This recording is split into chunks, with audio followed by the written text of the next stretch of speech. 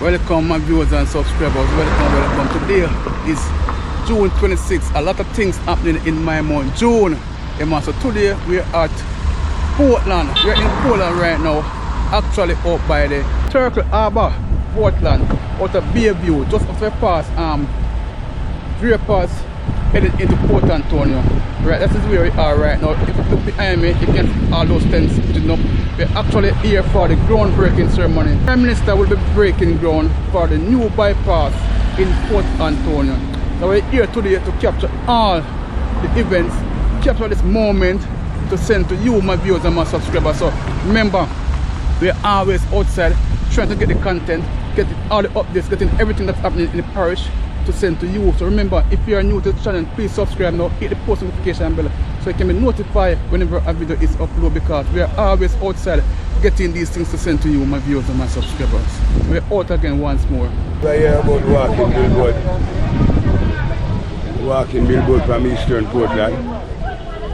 Well, it's me. Straight on my river, all the way. Big up yourself for now. Walking billboard from what? East Portland? Yeah. Alright, big up yourself for now. Yeah, man. That's up. Talk like faster. In a 2020. We didn't look up his Trump for Yeah. straight back at St. Andrew. By 3 o'clock, he must go left here. No, he can't. We Barbara, what you say? Buchanan have to leave. No, Has to go.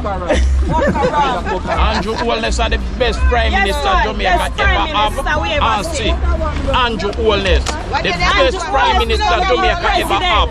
And see, President the best Prime Minister ever run Jamaica. Andrew Holness, the best Prime Minister Jamaica ever see. Remember me tell you that. They have one interview what you mean on the road like say, who are best Prime Minister, and everybody say the best Prime. Then all PNP no know. PNP knows say Andrew the best Prime Minister. Yeah. Then know you know. You know, see I one don't of know them where come away. 7 of them come away. I don't know where I don't know. The whole Jamaica, all the African them now a campaign for Andrew Holness.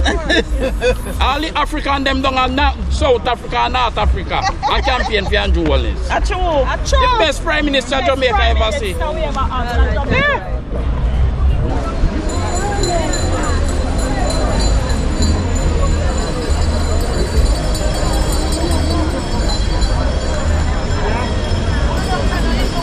Man, so the arrival of the Prime Minister right now. See him in this van right here. This is the van that the Prime Minister is in. Alright.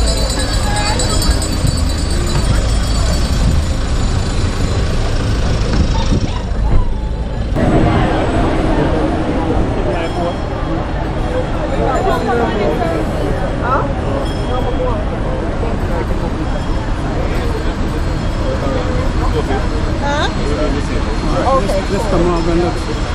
Morgan.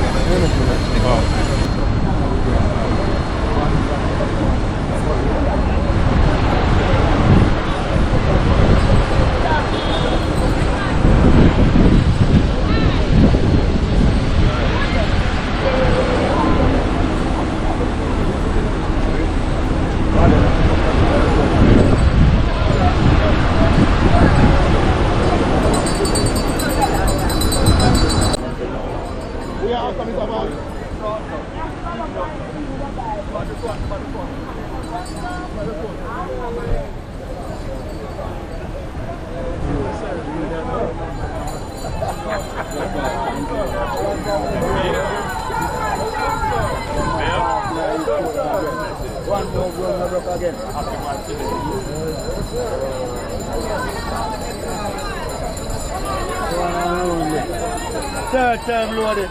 Ladies and gentlemen, let's all stand for the arrival of the Prime Minister.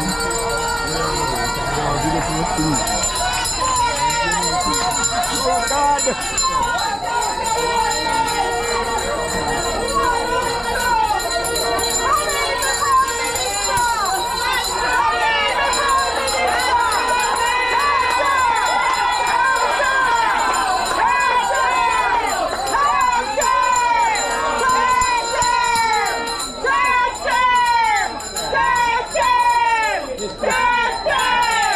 Alright, so it's time we we will stand at attention for the playing of the national anthem of Jamaica.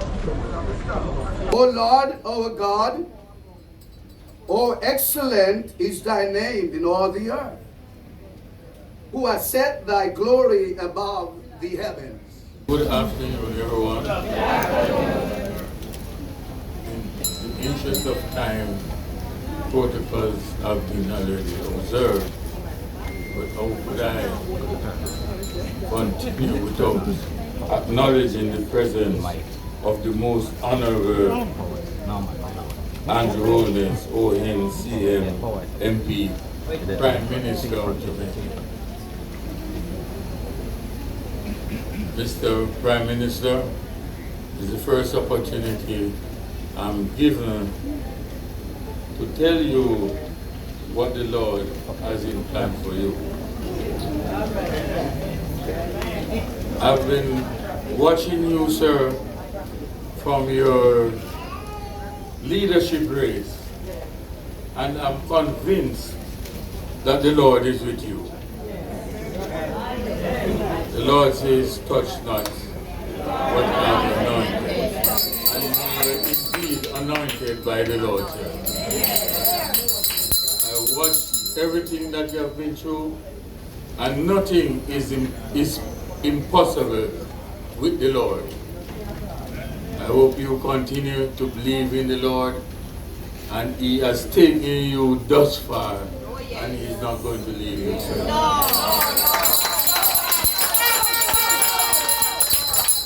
I just want to say to you all, grace, peace, and mercy to you all.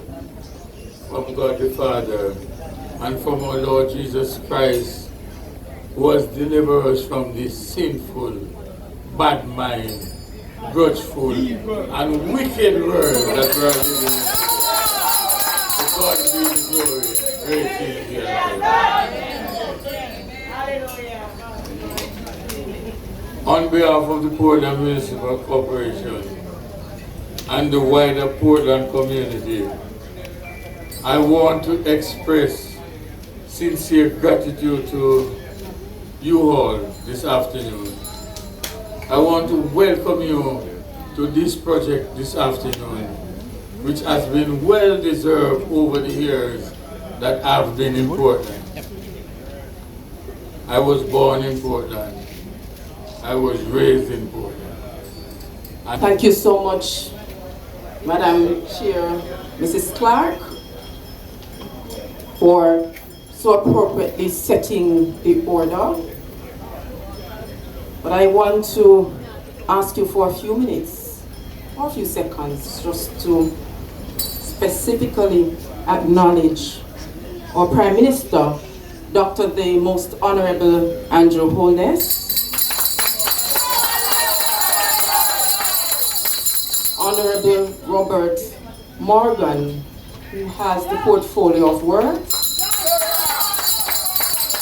Minister Daryl Vaz, Mrs. Anne-Marie Vaz, who is Member of Parliament for Eastern Portland, Mayor Paul Thompson, and also want to acknowledge CEO Everton Hunter and his team here from the NWA, and for your spirit-filled and spirit-led prayer, Dr. Bishop Dr. Vincent Powell, Mr. Dan Granby from China Harbor Engineering Company, my Buddha staff from the Ministry of Economic Growth and Job Creation, many of them are here. Yes. Staff from the Office of the Prime Minister, members of the media, members of the Jamaica Constabulary Force, students, ladies and gentlemen, all, a very, very pleasant good afternoon to you. Prime Minister, these occasions are indeed frequent. Just yesterday, we were at the groundbreaking ceremony for Brayton Road to Port of El Shamain Road, a 3 kilometers road valuing $2.4 billion in construction costs. Minister Morgan, we also handed out some spark roads, a number of them yesterday as well. And today we are here in Port Antonio, arguably the most charming town in one of the most beautiful cultures in Jamaica.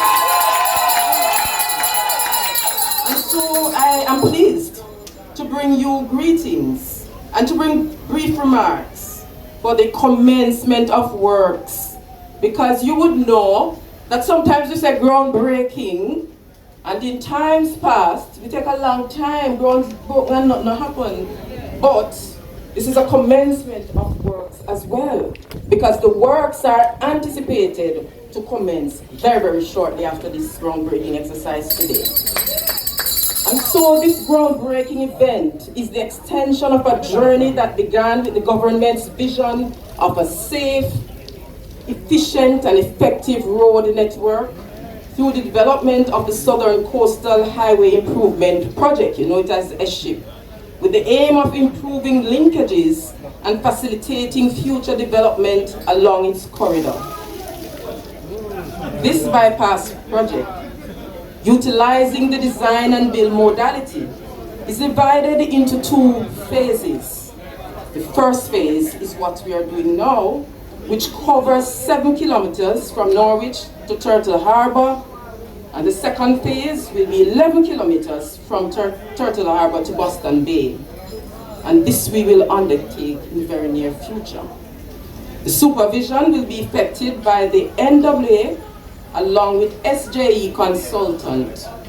Notably, this project will employ, as I've said, the design and build modality. The project will effectively provide an alternative route around Port Antonio, easing traffic congestion and making it easier for residents and visitors to navigate the area, with the aim of reducing accidents and improving pedestrian safety in the town center.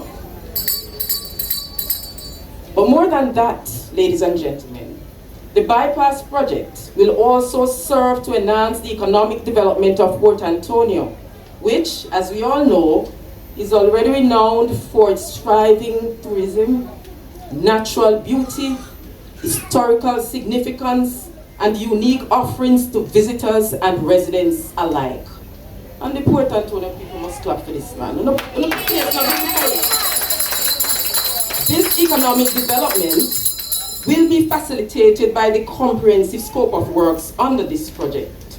Works that are part and parcel of the makeup of the roads developed under their SHIP, including a subterranean utility corridor, which will carry water pipelines, fiber optic cables, and upgraded electricity services. The bypass will contribute to the orderly development of the much anticipated Boundbrook Urban Center and other areas along its corridor, create increased opportunities for residential and commercial development, and will also assist in mitigating the impacts of coastal erosion and flooding through shoreline protection work, thereby protecting the area's natural beauty and infrastructure. Having a duration of 24 months at a cost of US 81 million for the actual roadworks and with some acquisition of lands, this project is a significant investment in the sustainable growth of Port Antonio and its residents now and in the future. Ladies and gentlemen, it will not only effectively place the town in an advantageous situation to further capitalize on its status as a highly desired tourism hub, but will also leverage its potential as a nucleus for growing business development. Before I close, I just want to quickly mention that I'm extremely proud of the fact that both the National Works Agency, that is overseeing this bypass project, and the Factories Corporation of Jamaica, that is responsible for the Boundbrook project, fall under the remit of the Ministry of Economic Growth and Job Creation.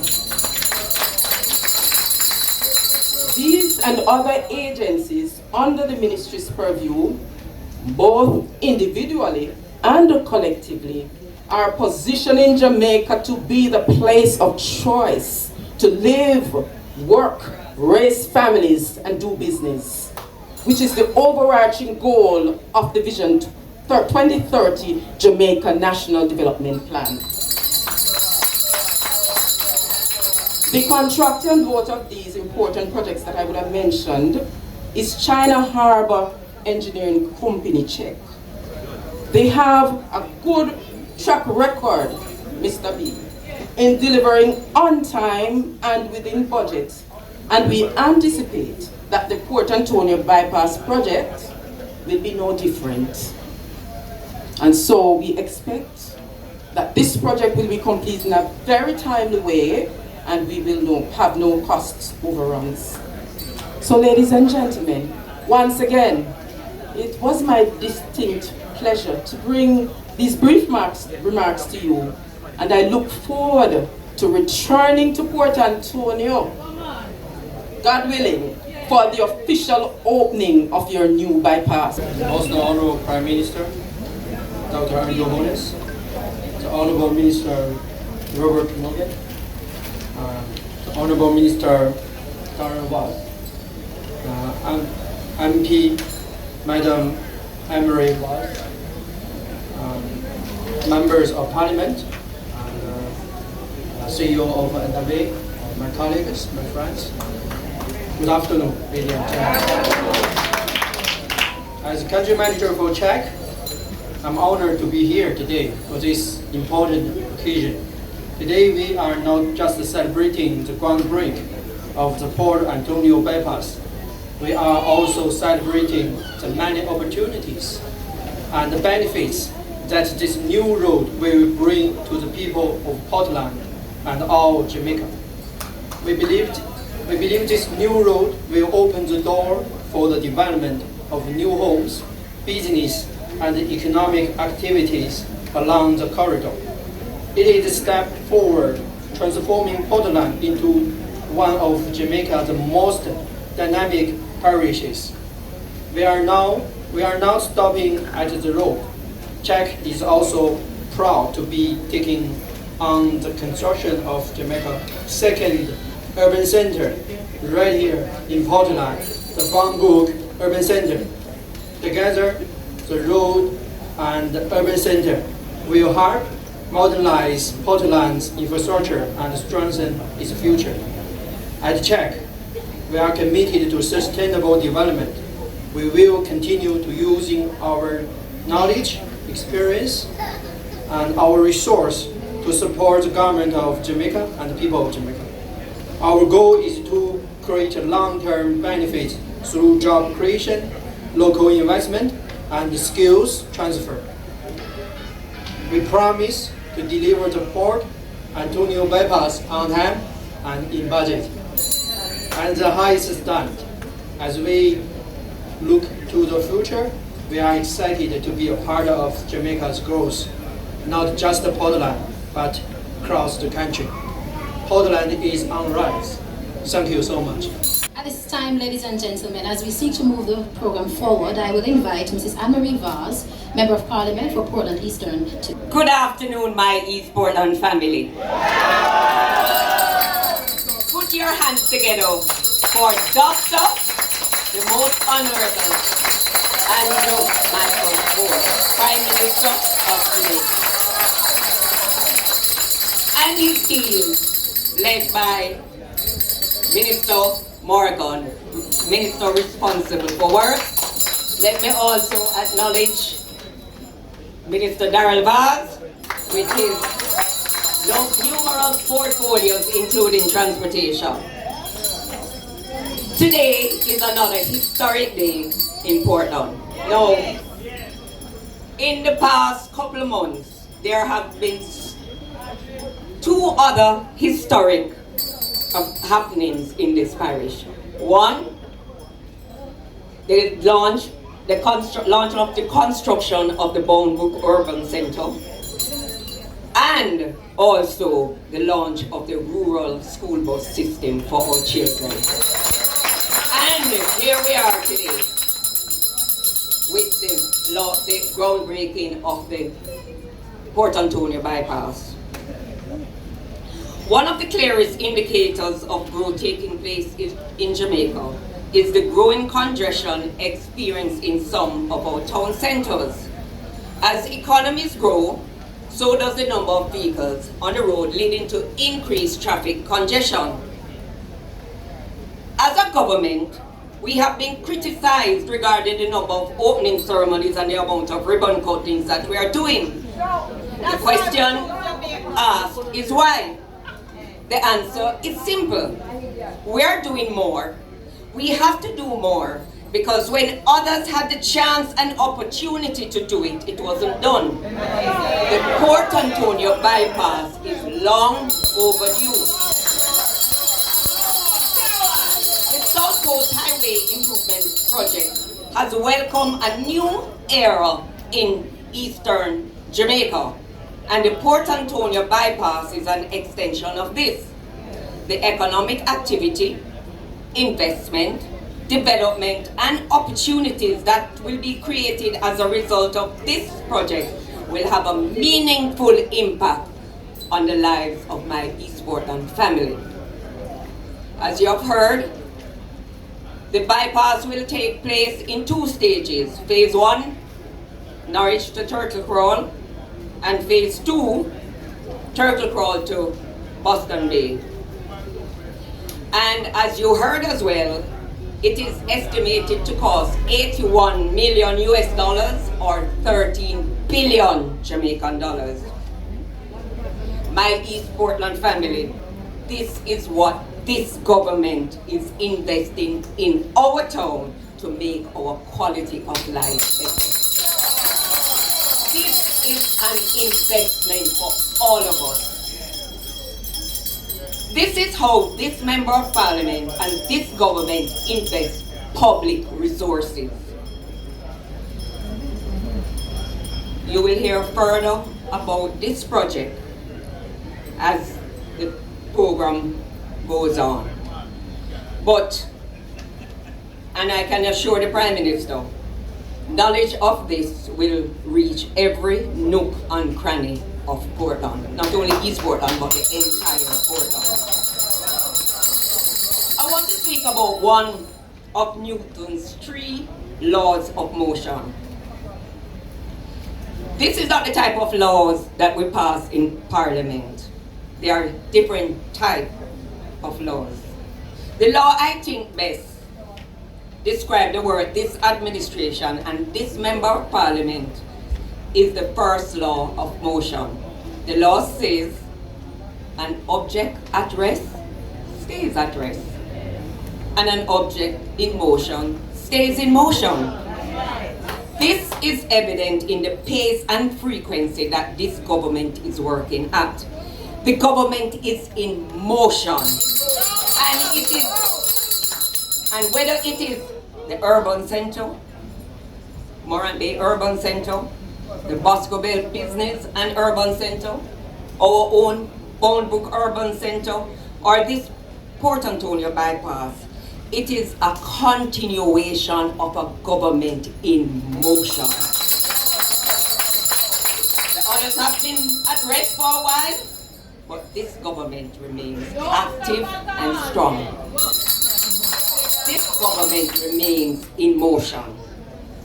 Whether it is the Spark, the Reach, Urban Center, the launch of the Solidarity Program yesterday, work on our schools, community centers, our bridges, and as I mentioned, the historic rural school bus system, and now this multi-billion-dollar bypass being done in the town of Port Antonio to relieve congestion and bring development and investment, all speaks to a government in motion.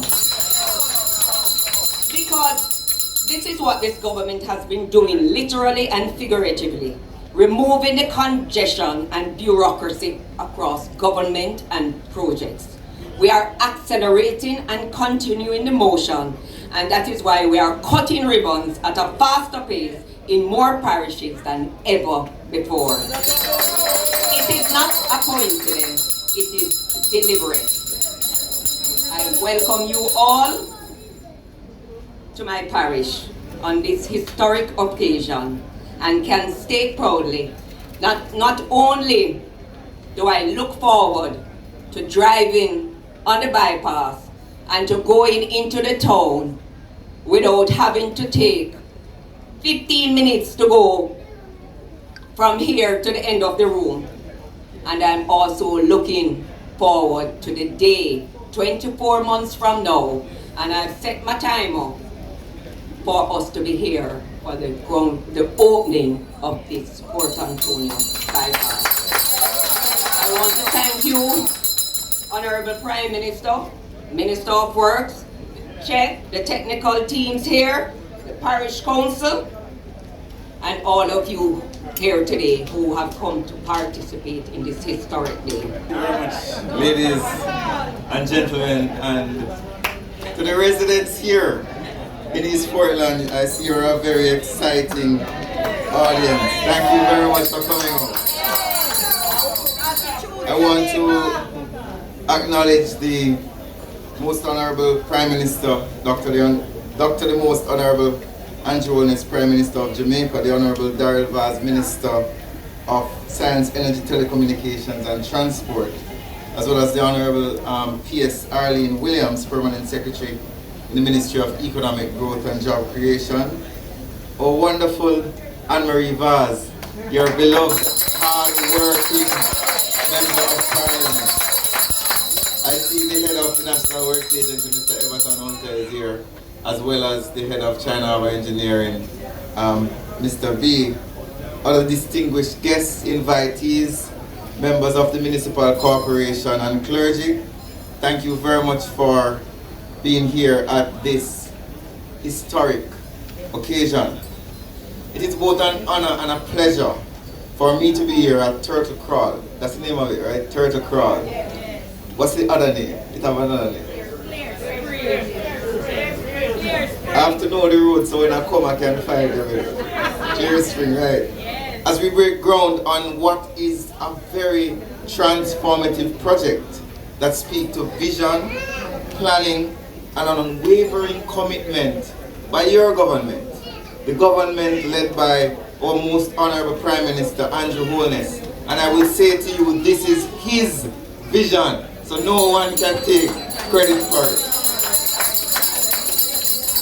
The bypass, which commences today, is a critical extension of the Southern Coastal Highway Improvement Project, which is one of our largest infrastructure improvement projects in generations.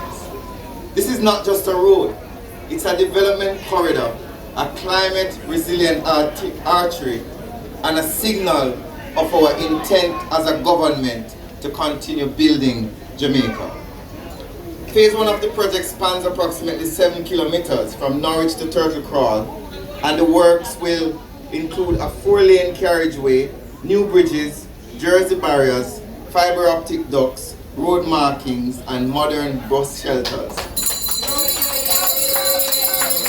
As was announced earlier, it will be executed by China Harbour Engineering Company. In April of this year, we would have approved at Cabinet a variation on the existing ship contract with an allocation of $81 million for construction and 521 million Jamaican dollars for the acquisition of land in the direct vicinity of the road. I want to say to the residents here this afternoon, you have heard some big numbers, big money spending. But the money in and of itself is meaningless unless the money brings a positive impact to the people who use the road, who benefit from the road, and who are impacted by the road. This road is going to improve your parish, it's going to improve your constituency, and it's going to improve Port Antonio. It will protect your coastline from damage due to environmental factors. It will create new spaces for economic activities, new shops, new businesses, new areas of your parish that can be developed for housing. Across Jamaica, this administration over the last 10 years has been spending hundreds of billions of dollars to build Jamaica. Over here in the east, we have the South Coast Highway Improvement Project.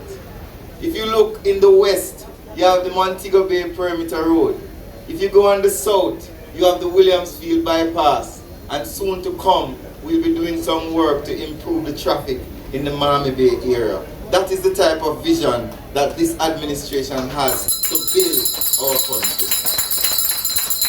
I could not leave the platform without mentioning one of our most important projects, and I suggest the most important project for many persons in Jamaica, and that is the Spark program. It is the vision of this government that said, listen, have the people choose the roads that they want to be repaired. So we went around to every constituency, and the residents in meetings just like this chose 10 roads to be repaired. I know that about 2 have started in this constituency, and we're doing roads all across the island. It's the first time since independence that a government has decided to build so many community roads all at once. So when I say to you the money is important, because the government led by Prime Minister Holness has managed the fiscal space so well that we do have resources to build infrastructure. But behind the money that we're spending is the impact, the positive impact on you, the residents, and the people of Jamaica. So what I want to say, thank you very much for coming out. I want to say this is an amazing occasion, an historic occasion, and I'm very happy to be here to experience it. Ladies and gentlemen, thank you very much. This gentleman needs little to no introduction, true? No introduction at all, because you see him all across the place. So at this time, please welcome Dr. the Most Honorable Andrew Holness. We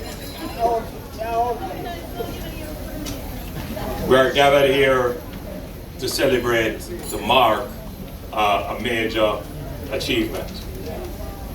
This is a civic function. This is a function for the entire Jamaica, and particularly for the people of Portland, because I preside over a government as Prime Minister, but I administer the government on behalf of all the people of Jamaica. Whether you voted for me or not, whether you're a part of my political organization or not, every Jamaican is served by the government I administer, served fairly, equally, and we are broadcasting today for those Jamaicans who may not be under this tent, but who are equally interested in the infrastructure development of their country. This is for them as well, including those who may not want this government to do it, they want another government to do it, but that's fine. We are the ones doing it now, but it's still for your benefit. So I acknowledge all Jamaicans who are in this room, in this tent, under this tent with us. I like to say my government is a big tent. It finds space for everyone, everyone is accommodated, everyone is embraced, everyone can feel that they have a place and a space. But I also want to acknowledge those persons who are watching us via the internet, being live streamed. So I make a special point of bigging up the people on TikTok, on Instagram, on Facebook, where we're streaming live, and in particular the people on YouTube. And I have to do that because this has become now a standard community which we have to speak to. When I speak to audiences, such as an audience like this, you can have a sense as to what is the mood and what the audience already believes. But in the broadcast world, whether it is in your home, in your couch on television, or you are wherever watching TikTok live or watching some video or some reel or something, it's very difficult to gauge what the prevailing view is. And sometimes false information can be brought to you. And for many Jamaicans, seeing is believing. And you don't get a chance to say, but how this really go? Because you believe what is placed in front of you. And you're in your quiet space. There is nobody beside you who may pinch you and say, foolishness, not no go so. Here is the truth. And you form an impression. The challenge is that it's one thing for a random video or reel to get to you on your phone and you look at it and you believe it or not. But the way in which the information world works now is depending on your pre-existing bias. You may say, you know what, I believe this. But you go one step further, you click I like it. And you go one step further, you share it. There is something that is operating in your phone that you don't even know. It's called an algorithm. And when you express a view, positive or negative, to the content that you have just consumed, what that algorithm does is say, I know what you know like. So I'm going to keep sending the things that you like. So what it does to society as a whole, it removes editorial control, which can be good, can be bad, but it keeps balance in the society if the editorialization is proper. It removes that, and what can happen is that persons who are not quite able to filter information or don't have broad knowledge to distinguish what is fact and what is fiction will end up getting caught in either a loop of fiction and end up with all kinds of perverse views of the society, believing lies and half-truths. Or you could have a really good edifying experience where you're constantly fed factual information. But what happens is more the latter than the former. And a lot of people get caught in extreme positions, believing fake news and developing perverse views. And many societies, not just Jamaica, wrestle with this.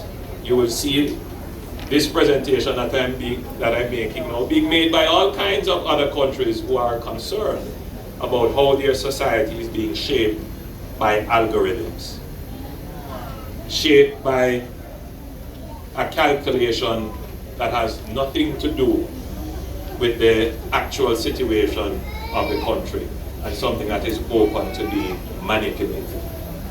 It is a great danger for us, and in particular in the time of an election where the competition for your mind is even more intense, that someone could spin a lie and impact the outcome of an election. And this has been shown and proven in many countries, not just Jamaica.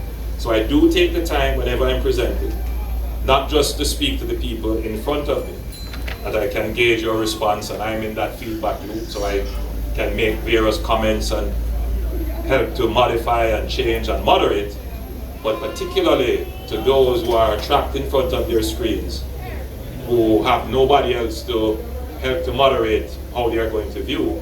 We have to bring them into the conversation and to empower you to be candles of information and lights of knowledge in your community and in your various spaces. So that's just a preliminary preface to my presentation.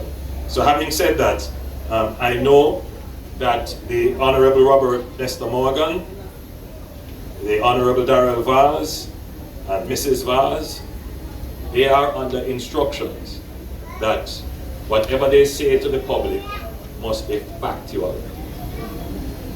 They are under instructions that whatever they say to the public must be positive. You will not hear from the platform of the government anything that is negative, anything that is fake, anything that is not of the highest integrity of information. So we have committed to being the voice of positivity.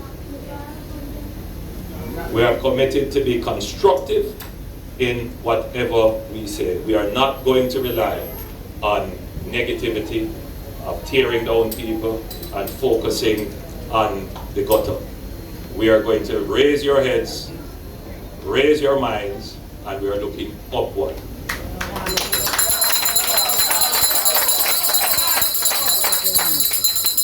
Let me also acknowledge our permanent secretary in the Ministry of Economic Growth and Job Creation, and the head of the National Works Agency, Mr. E.G. Hunter, a long-standing master civil servant. He knows what I mean when I say that.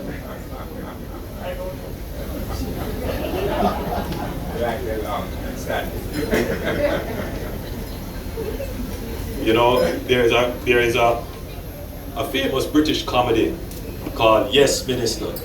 I don't know if any of you ever watched that. But somehow, you know, E.G. reminds me of the main character in that.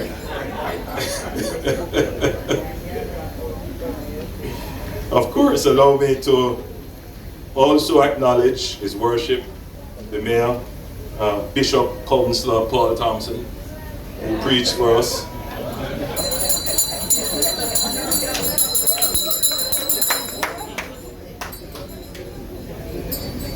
Certainly he will not overtake you, overseer, but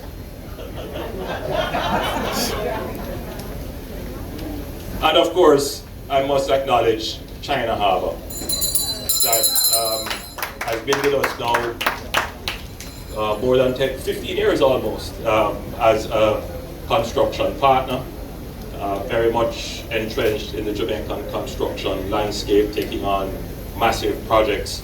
And since I'm on the subject of massive construction projects, it is important that Jamaica develops its own capabilities in this regard, and China Harbour is very much aware of this, and increasingly they are using training and facilitating the development of local talent. And on this project we look forward to that.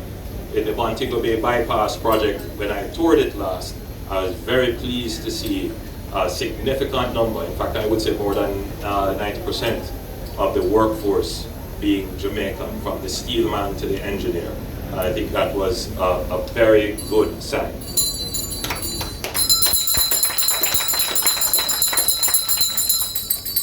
So allow me also to acknowledge other stakeholders from the community, our police, members of the church, and other members of civil society who are here. Now, today marks the breaking of barriers that have long held back the full economic potential of this beautiful parish and people. And it represents the dawning of a new era of mobility, opportunity, and resilience for Portland. From the early days of our administration, we made a clear commitment to modernize Jamaica's infrastructure and ensure that no parish, no town, no community is left behind. The Port Antonio Bypass project is the latest expression of that commitment. It represents an investment in Portland's growth, in tourism potential, in its ability to attract capital, create jobs, and build wealth for its citizens. Pay attention to those words. There are some people who love the poor and want to keep them poor. We love the poor too, but we hate poverty, and we want the poor to become wealthy. We are not ashamed of wealth and prosperity. We believe every Jamaican every Jamaican can achieve wealth and prosperity. And we're not ashamed of that. And that's why we do everything in our power to cut all the dimensions of poverty. And I know when you hear the word wealth, you immediately think money. Money is one dimension of wealth. Health is a dimension of wealth. You could have all the money in the world. You will spend it when you find out you're not healthy. You'll give it away to get your health. So when we say we want our Jamaicans to be wealthy, what we are really saying is we want them to be healthy. Yes, that's just one dimension of wealth. Mobility is another dimension of wealth. You know how many Jamaicans live in Portland and never visit Hanover? Never going to Kingston. One thing them say, boy, the road too bad. And then they will say, boy, we can't manage the crime. But can you imagine how much wider and better your life would be if you were able to move about, to travel? Travel to go to work, to get better work opportunities. And therefore, the building of the roads and the bypasses, that helps to create another dimension of wealth in Jamaica's life. Purposeful employment, that's another form of wealth. You know, a lot of people believe that you only work for money. But a lot of people work for fulfillment. Do something with your life that means something. So never confuse when we talk about prosperity that all we're talking about is money. No. We want the entire human being to develop and to be able to fulfill themselves and to ultimately pursue their happiness. How does a highway do that? I mentioned one, mobility. But you also want to be safe.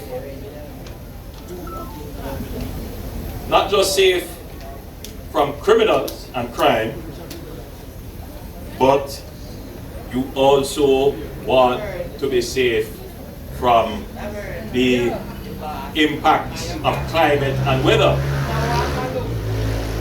Portland is a town, Portland is a parish, Port Antonio, the main town, that is on the seaside. It's a coastal, low-lying area, and it is oftentimes impacted by weather events. How many weather events have impacted your wealth? Destroyed your home, destroyed the road? Quite a bit. And so what we are doing now is to move your road inland. Protecting your mobility, protecting your other assets, land and businesses, and that will ensure resilience. That should there be a weather event that hits Portland, a part of your wealth and prosperity will be preserved. Yes. So this project is not just about Portland, it's not just about infrastructure. This bypass is a strategic initiative with national importance. For decades, Port Antonio has been one of Jamaica's hidden gems, blessed with natural beauty and rich cultural heritage, but held back by limited access and inadequate infrastructure. The current route through the town centre, while scenic, adds to the traffic congestion in the town. As I said, it is vulnerable to flooding and coastal erosion, and it cannot accommodate the scale of development we envision for this area. The Port Antonio bypass will solve this. The new 18-kilometer corridor, divided into 2 phases, will divert through traffic from the fragile, congested coastal town center, cutting travel time, reducing transport costs, and unlocking vast development potential inland. In so doing, it will unlock new commercial zones, stimulate land development, and create room for expansion. But to this part, while maintaining Port Antonio as a quiet coastal retreat, but with a thriving economic hub.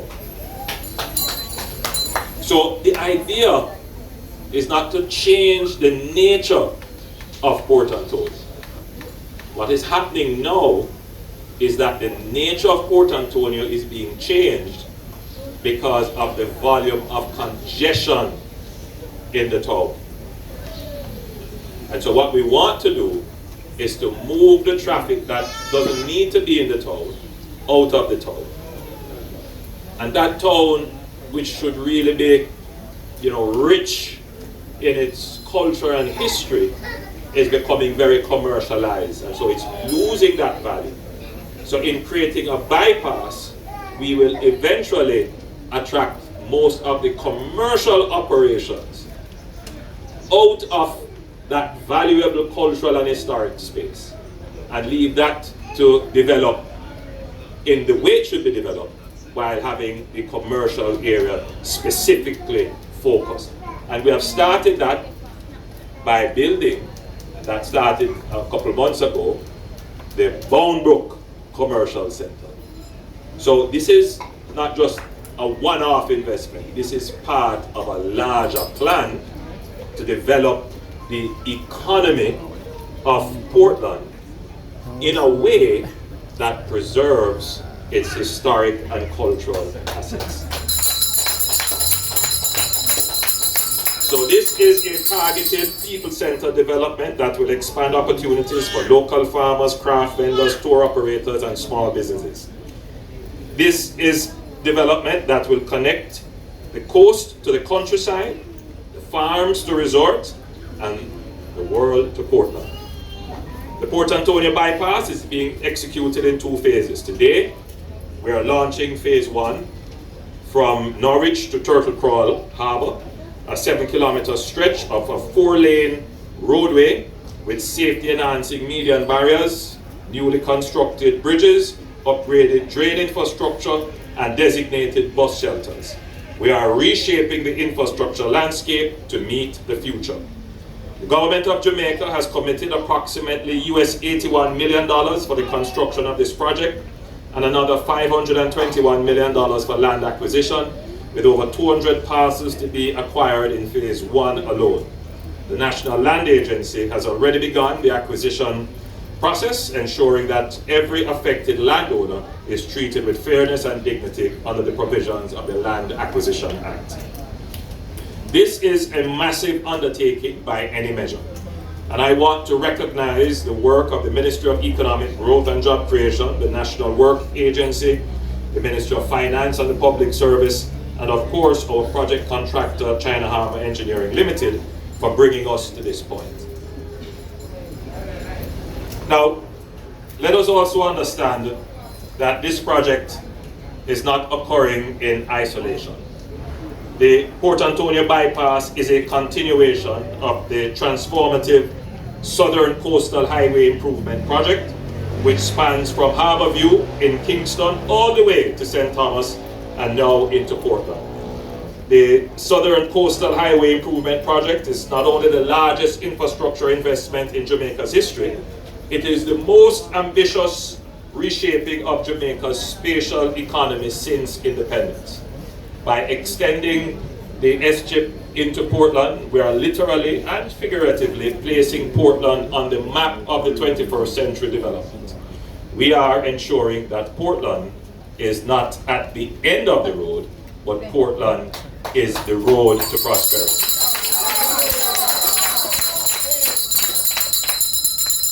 this project, we are laying the foundation for something bigger than a bypass. I want all of you to pay attention to this, because this is what is going to come as soon as the bypass is finished.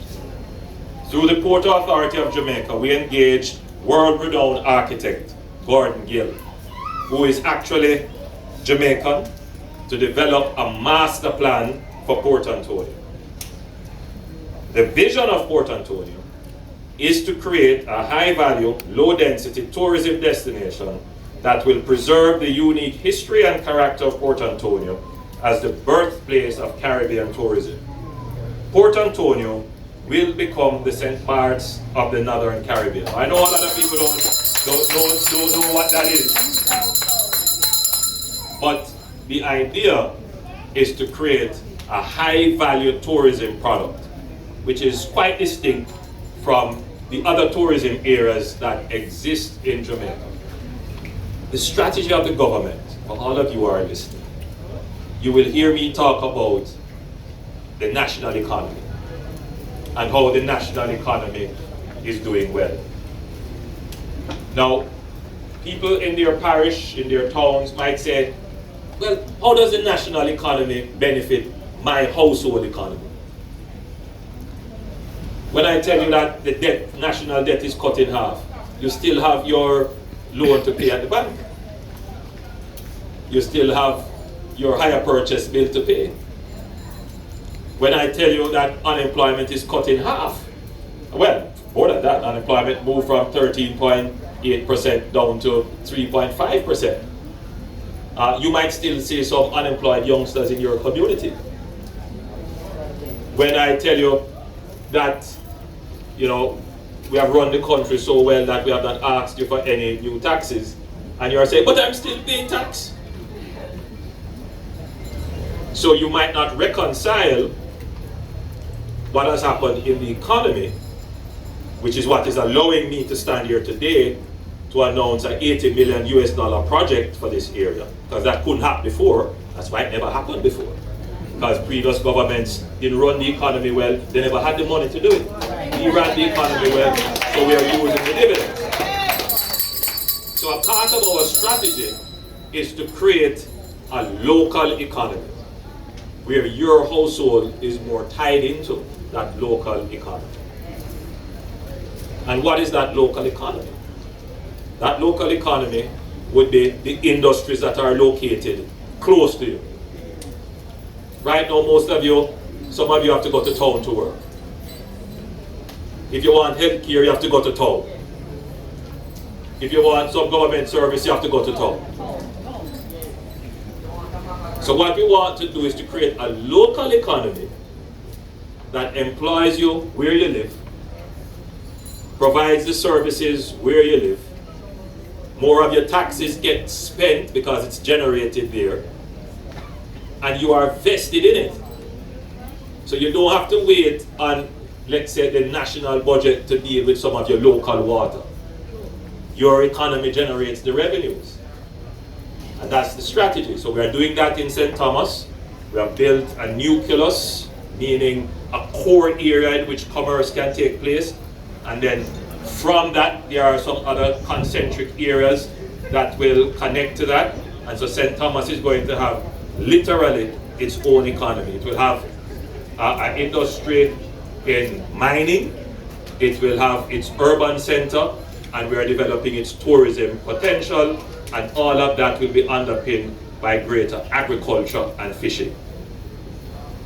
For Portland, you are going to have similar high-value tourism product with a strong commercial urban center, agriculture and fishing, right? You will also have what I like to call cultural and history tourism as a value here as well. So you're going to have another strong economy. We're going to do the same thing for St. Mary. Ocho Rios already has an economy, and you can see Ocho Rios just rapidly expanding the number of houses because they have an economy there.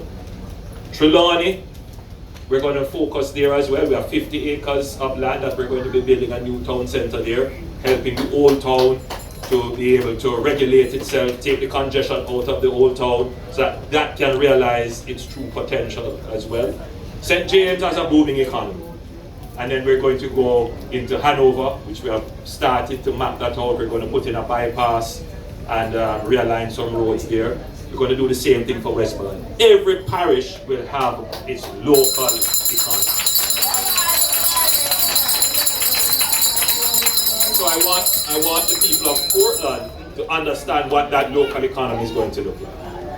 So the vision for Port Antonio is to create a high-value, low-density tourism destination, as I had said before, and to make this place the leading destination in the Caribbean.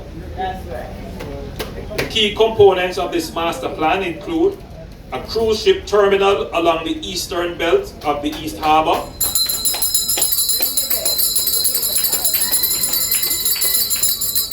other people have tried it, you know, they've put in a little thing and it never worked, and it sit down how long, and because they don't have vision. They don't have vision. They just put a little thing there and believe that's how development comes.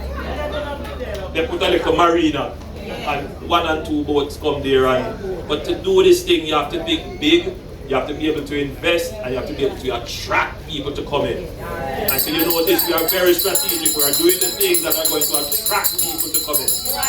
So we're going to do the cruise ship terminal along the eastern belt of the East Harbour. We're going to do some high-end hotels and villas on the folly lands. Enhancement of the lands currently used as a cricket field. We're going to create a multi-purpose sport and entertainment amphitheater there. So you can play cricket, football, and it's going to be a really wonderful place for the community. A new pedestrian promenade along the shoreline that connects the east and west harbors, so you'll be able to walk along the coast, the seafront, and ride along if you choose, and sit along. And I know some people do some fishing there sometimes, and cast the fishing line if you want. It will be a lovely place for pedestrian movement to properly enjoy your town. The development of the Port Antonio Marina. So we're going to further develop the Port Antonio Marina. There will be a new public park along the waterfront, similar to the Harmony Beach Park in Montego Bay.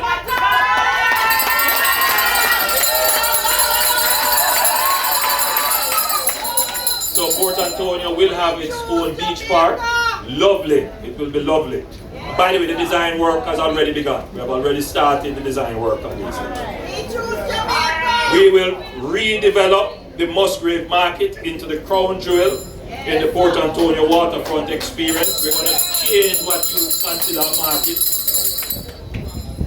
into what a real market should be, where everybody can come, shop, eat, dine, you know, make it into an experience. And then of course, which we have already started, the Boundbrook Urban Center, which will be similar to the Morant Bay Urban Center. That's 148,000 square feet of purpose-built commercial space, and that will have a government center in it, and the municipal corporation will be housed there. Over 3,000 Jamaicans are expected to be employed by entities within this development. Importantly, Navy Island will be preserved as a nature ecotourism reserve as part of the ecological heritage of Portland and Jamaica. So I want you to imagine a Port Antonio that is welcoming boutique cruise ships without traffic congestion, a Boston Bay that draws in global food connoisseurs and local entrepreneurs alike, a parish where eco-lodges, meaning community tourism and adventure tourism, flourishes alongside local farming and craft. This bypass allows us to begin reimagining the Port Antonio Center by diverting through traffic. We will create the space for a safer, more walkable, more livable town core. The urban renewal that will follow can finally reflect the charm, potential, and historical richness of the Port Antonio that we all wish for.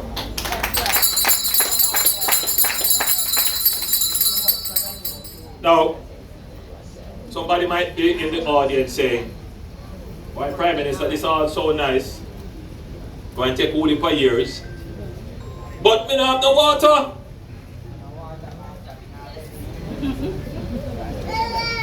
In other words, the high-level vision that sounds so good is always tempered by the immediate need. What is it that we need now? And there are those who will say, no bother with this, give me the water now. And governments face this challenge, how to invest. Because we're seeing a little shower now.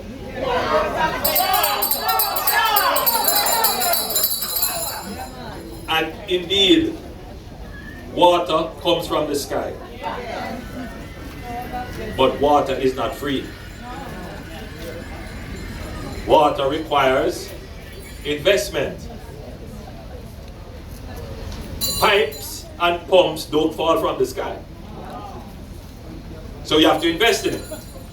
So the question is, how do you structure your investment?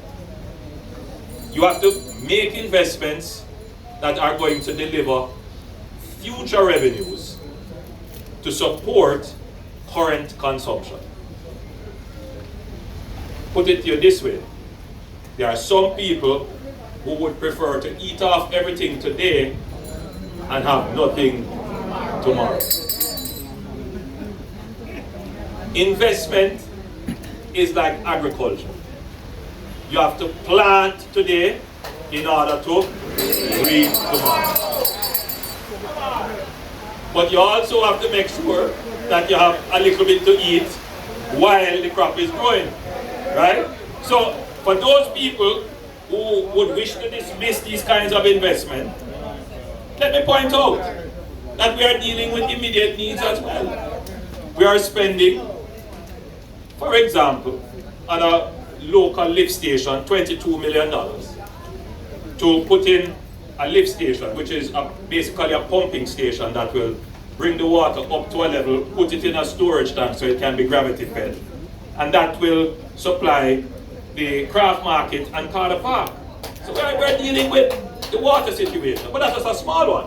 We are going to spend, and the project is already underway, $3 billion from Upper Fellowship, going through all of Port Antonio, going up to Snow Hill, to replace and rehabilitate pumps, pipes, and a new plant for water, and to grants level, right?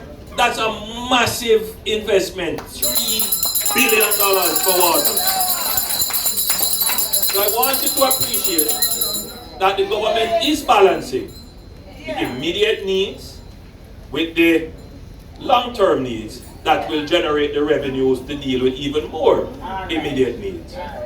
So we're doing this project, which will create an economy, which will give us the revenues to spend on even greater social projects for you.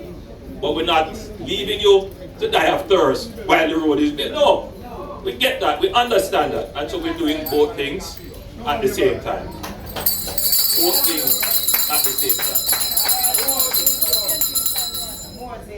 So,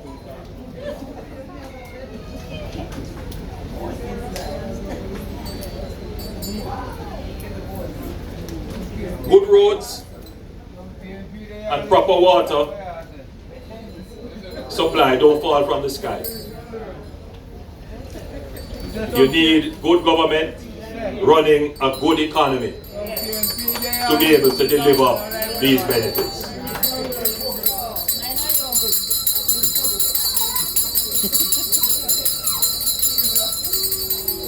And I I want to point out to you that in our sister country Guyana, and I made this point earlier today, Guyana is doing similar developments to Jamaica. If you ever have the chance to go to Guyana, daily Guyana is changing, building massive highways and bridges and new buildings in Georgetown, their capital. The place is really transforming. And you know why that is happening? They have discovered oil. We weren't doing this, what we're doing here, 20 years ago, 15 years ago, 10 years ago. Why? But we are doing it now. Did we discover oil? No! What is the difference? What has changed? What did we discover in Jamaica? We discovered good government. Good government can deliver value as much as oil can. There are many countries that are rich in natural resources, but they have problems because of government. Government matters. Who administers your affairs matters. I get it. There are many Jamaicans who support governments like how they support football teams. Desmond McKenzie is a big supporter of Manchester United. I am a Liverpool fan. And I know when Liverpool won the Premiership, and I put up my Liverpool shirt, a lot of people were upset with me. That's how it is. But the consequences of supporting the wrong football team is neither here nor there. Consequence of supporting the wrong government. So I make the clear point to everyone listening that government matters. And there is a deliberate attempt by some to say that government doesn't matter, but yet they are saying, hey, let me be the government. There are some who are saying the reduction in crime is not as a result of the government, but they are saying, hey, let me be government and I will even reduce the crime more. Which is it?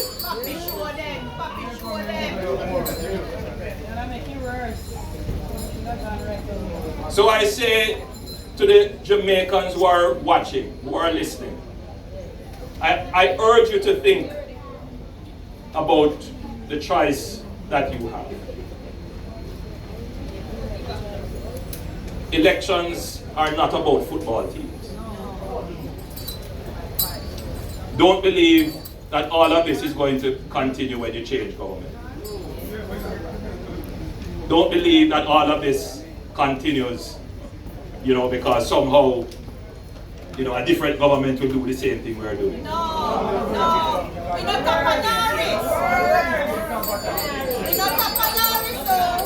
So I'm a realist. Yes.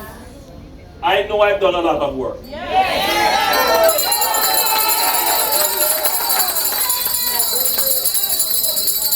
There is no one can say that I don't work hard. There are some people who will say they are working. But I am the real one who have done the work. And you can see the work almost every day.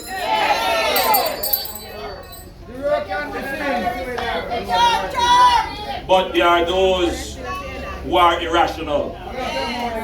There are those who don't vote on reason. There are those who are merely supporting a football team. And you saw it. They gathered at Heroes Park and asked, why are you here? I am here supporting a football team.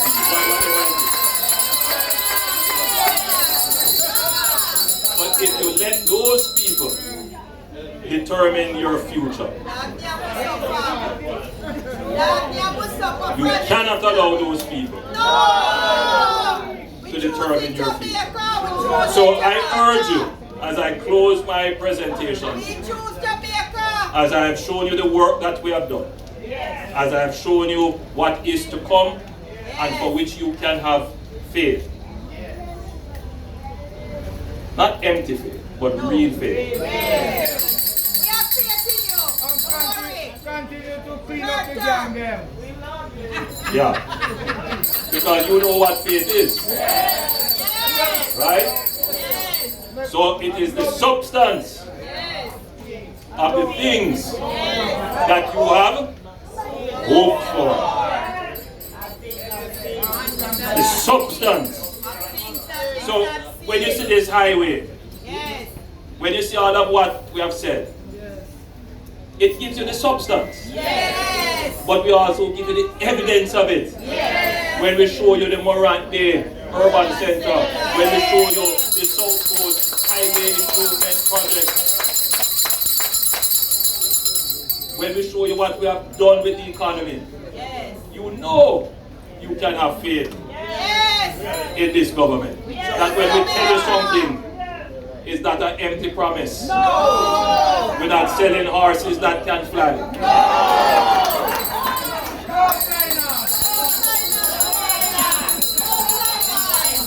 So, my friends gathered, and those on social media, and those watching on broadcasts and newscasts, I urge you to think carefully on the choice before you in our democracy. To look at the work that has been done and the commitment made for future work and development. We believe that we are the best choice for the people of Jamaica. We have worked hard. We have done what you have required. I urge you, choose Jamaica.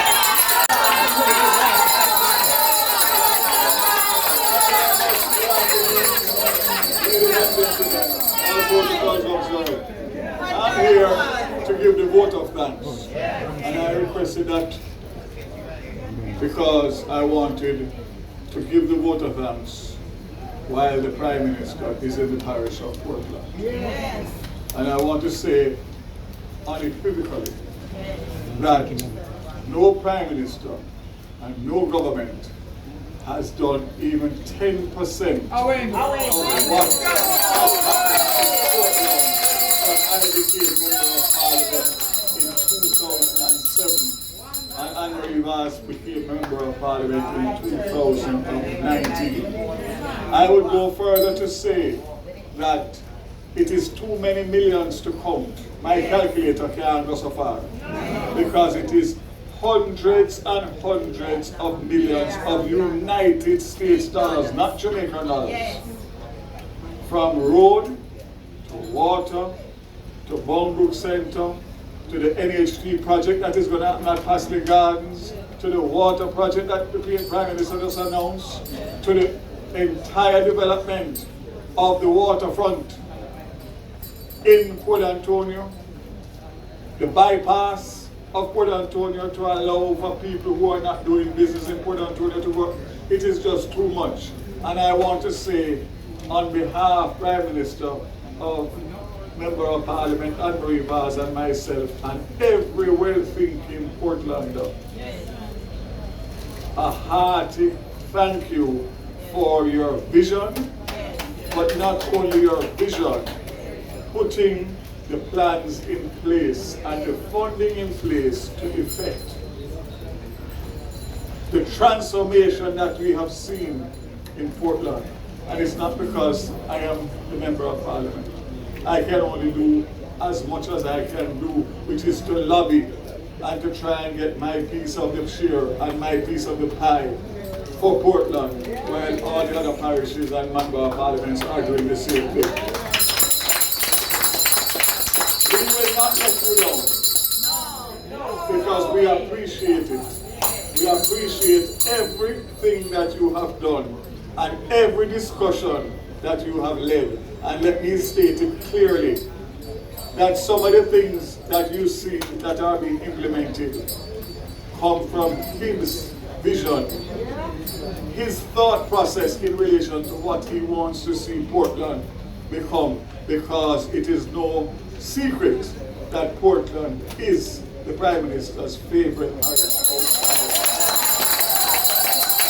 And he has said, I'm not saying anything, he has spent a lot of time here in his youth, and he just loves the people, he loves the vibe, and he loves the place. So I could never let today pass, because I know we are going into a certain season now where everything is going to get all over the place, pure misinformation and bad mind and all that goes with it. So I wanted, in a very sober setting, Prime Minister, to tell you that we do not take it for granted.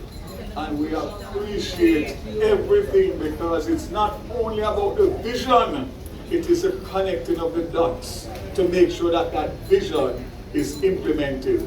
And I stand here proud to be a part of that team that is transforming Portland from a forgotten valley to the most popular and the most infrastructure that has taken place in Portland between 2016 and now.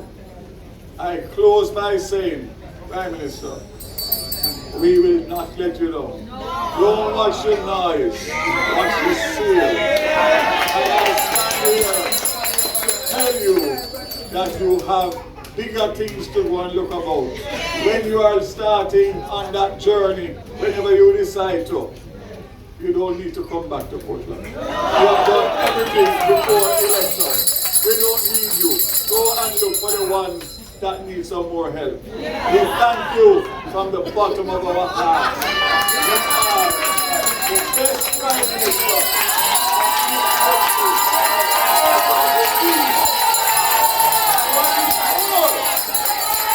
What is more, and I want to leave you with this, because I'm a subject of it too.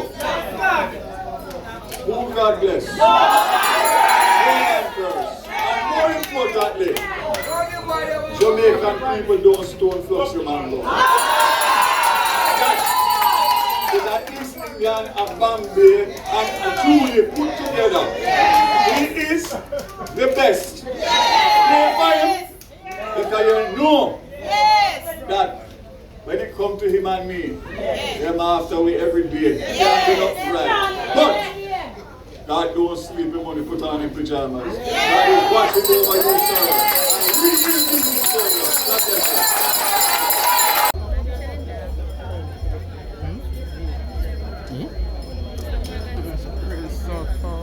But we can put on park. Park there mud. Never come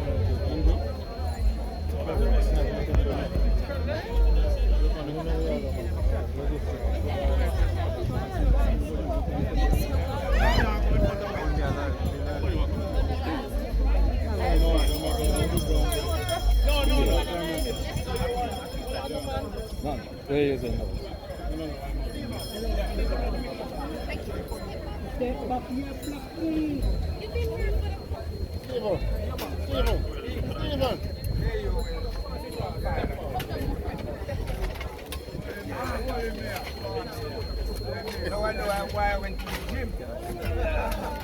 So why didn't I come over more to the side?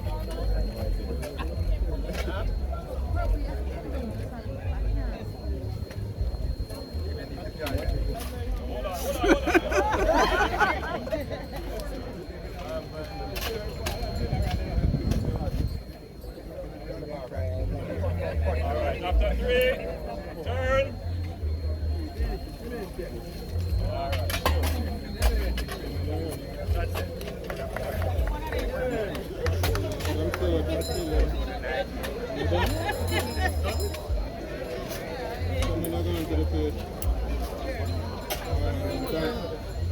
That's it.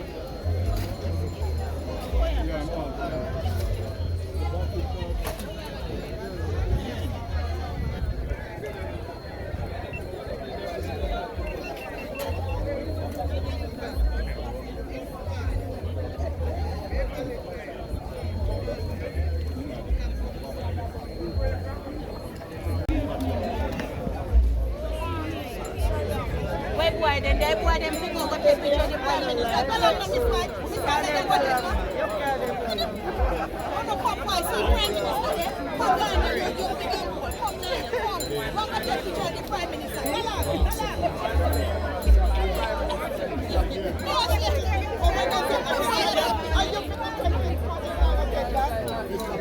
Yes, sir. Mr. Man. Not special charity. Giovanni, please come up here, class.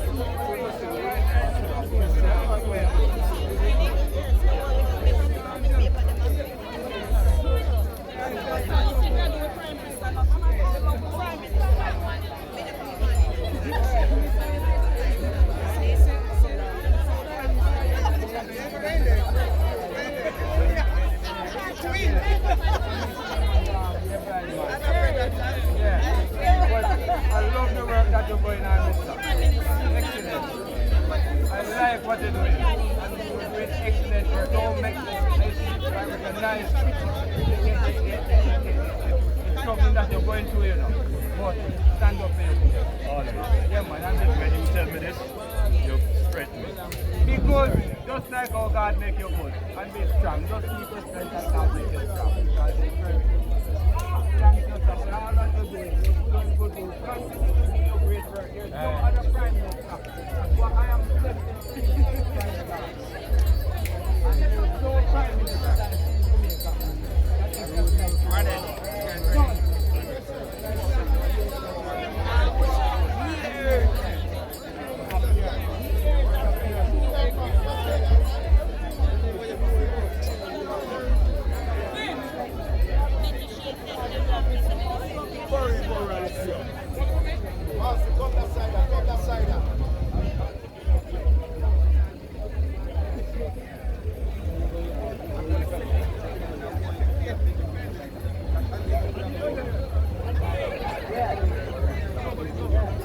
Come that side.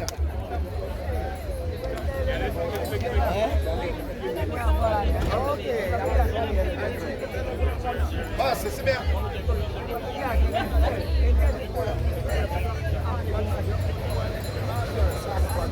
Oh God.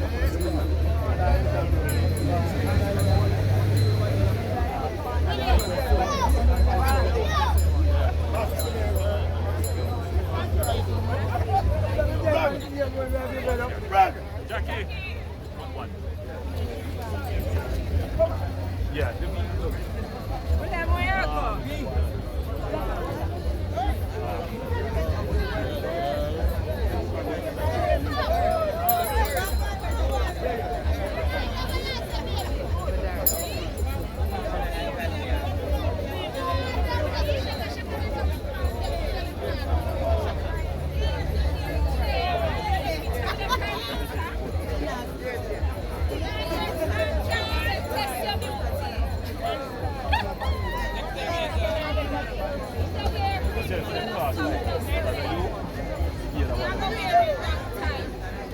Yeah, that's 5,000 in the basketball. Come on, one video in the basketball. You know, I'm going to miss you, man, a picture with the football TV.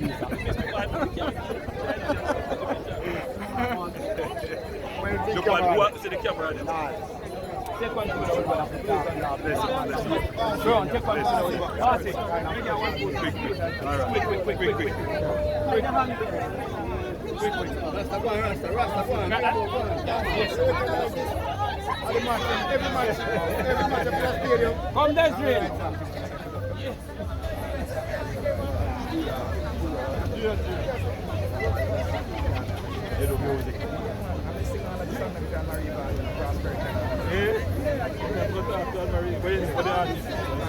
No, we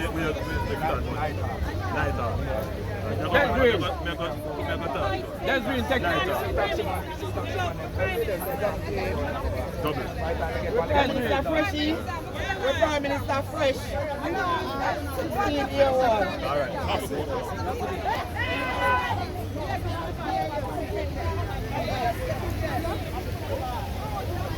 I'm going to water.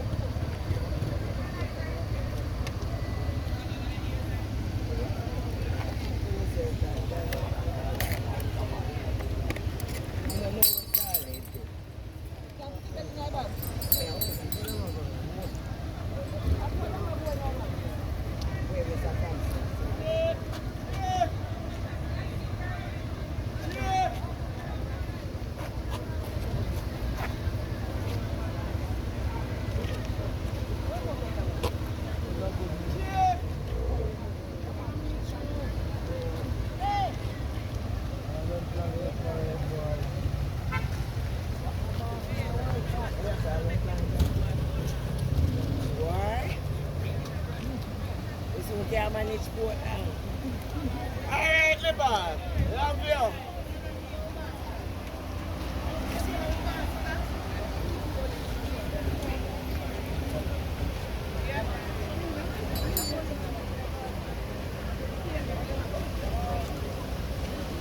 Yo!